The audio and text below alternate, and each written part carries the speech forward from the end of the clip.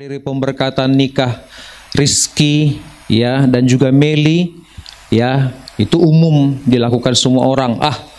Ipasu-pasu anak tai, borut tai, romahita manangyakon, kan gitu ya. Datanglah kita mendoakan. Tapi apakah kita sendiri tidak diberkati? Harusnya kita diberkati. Itulah gunanya firman Tuhan yang disampaikan. Amin. Sehingga kiranya rumah tangga atau pernikahan kita, rumah tangga kita, Bapak Ibu yang hadir di sini pun hari ini ada lawatan Tuhan secara khusus. Saya tahu ada banyak goncangan sekarang di rumah tangga. Ya, kalimat yang simpelnya begini. Nggak cerai, tapi nggak nyatu juga. Ya, nggak cerai, tapi kalau dikatakan harmonis, nggak juga tuh. Ini sebenarnya berbahaya. Justru karena tidak boleh bercerai, harusnya pastikan kita menyatu. Amin. Sebab kepada yang bersatu hatilah, maka Tuhan, Alkitab berkata, akan mencurahkan berkat-berkatnya. Katakan amin. Yuk bilang kiri kanan kita, kalau kita bersatu, mula marsada hita, Tuhan gampang memberkati kita. Amin. Iya. Ini bukan hanya suami istri, mardongan tubuh misalnya, atau kakak adik. Siapapun itu bertetangga, kalau bersehati pasti menyatu, pasti ada berkat yang dicurahkan. Tapi kalau udah masing-masing, ya susah Tuhan memberkatinya. Nah, jadi hari ini kita semuanya siap diberkati, kiranya itu harapan saya dan harapan Tuhan apalagi. Nah, kita masuk pada pernikahan dan berkatnya. Silahkan boleh tampilkan. Iya. Apakah semua pernikahan ada berkatnya? Saya sebagai hamba Tuhan perlu menyampaikan kebenaran. Bisa saja acara namanya acara pemberkatan nikah, pamasu-masuon, parsarepeon. Tapi apakah berkat dicurahkan dalam sebuah pernikahan itu? Saya nggak bisa jawab secara gamblang, karena yang bisa menjawabnya itu adalah kita, dalam arti ada dasar Tuhan memberkati sesuatu. Katakan amin. Di gereja kami, Gereja Kemenangan Indonesia, bahkan dituliskan, jadi satu pengajaran dan bahkan dituliskan bahwa segala sesuatu ada dasarnya. Ada dasarnya orang diberkati. Artinya ada alasannya kenapa Tuhan mencurahkan berkat. Saya ambil satu contoh kecil, air. Air itu akan mengalir ke tempat yang rendah. Dia nggak akan mengalir ke tempat yang tinggi. Paling-paling dia genang. Dan akan terus naik. Dan dia cari terus tempat yang rendah. Demikianlah berkat Tuhan. Tapi saya berharap hari ini sekali lagi, pernikahan anak kita, Rizky dan Meli ini diberkati oleh Tuhan. Bukan karena tangan saya. Bukan karena tangan pendeta, mau pendeta manapun. Tangan itu hanya alat, hanya saluran. Tapi sumbernya adalah Tuhan. Dan sekali lagi, sumber itu bisa menyalurkannya, tergantung yang menerimanya. Nah, kita buka sebentar Amos 3, ini ayat pembukanya. Amos 3 ayat 3 berkata, mari kita baca Bapak Ibu Saudaraku, semuanya. Beta amang dohot inang, tajaha mahatani Tuhanon. Izinkan pakai bahasa Indonesia ya. Amos 3 ayat 3. Kasih. 1, 2, iya. Berjalankah dua orang bersama-sama jika mereka belum berjanji? Sekali lagi, 1, 2, ya.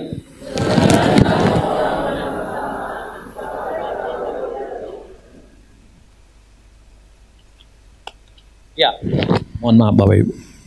Jadi harus ada perjanjian. Harus ada kesepakatan. Supaya dua orang bisa berjalan bersama-sama. Apalagi untuk pernikahan.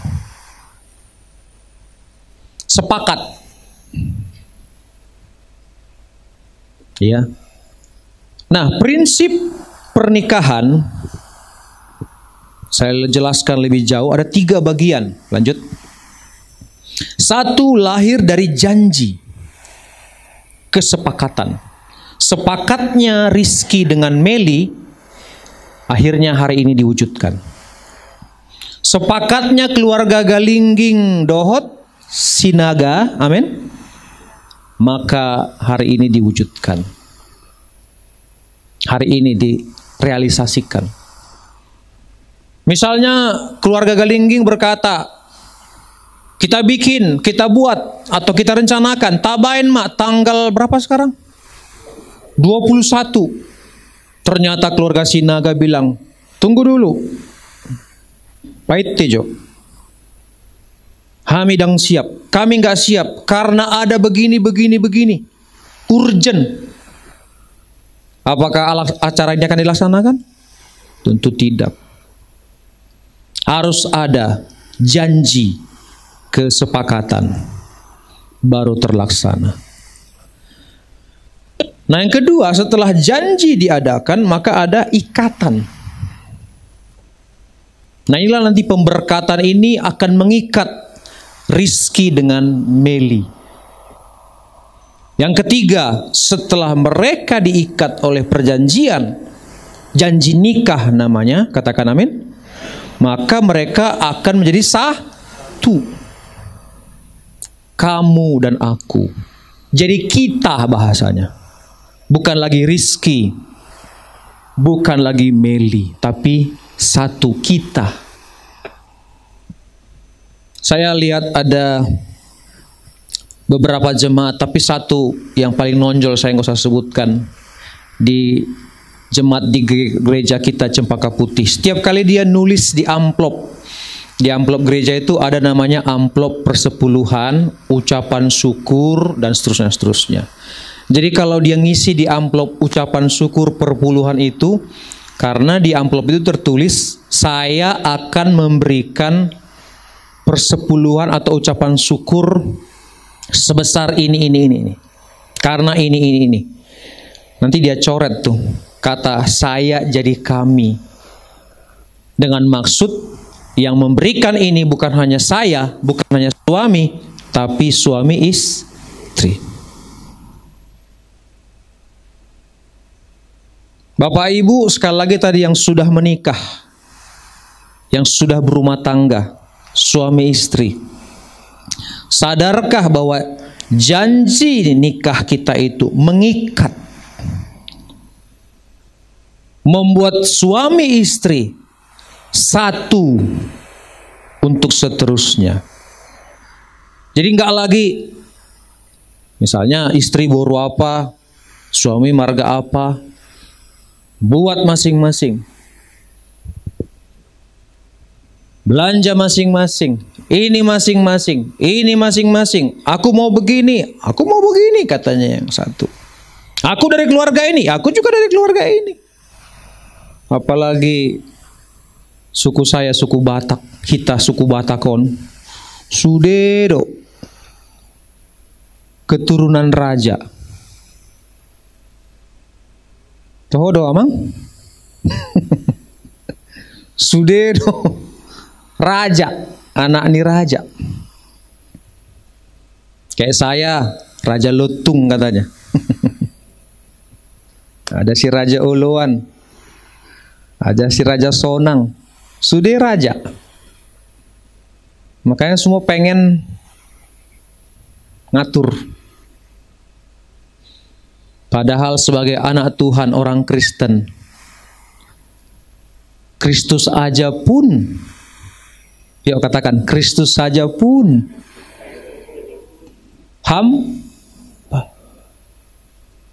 pelayan.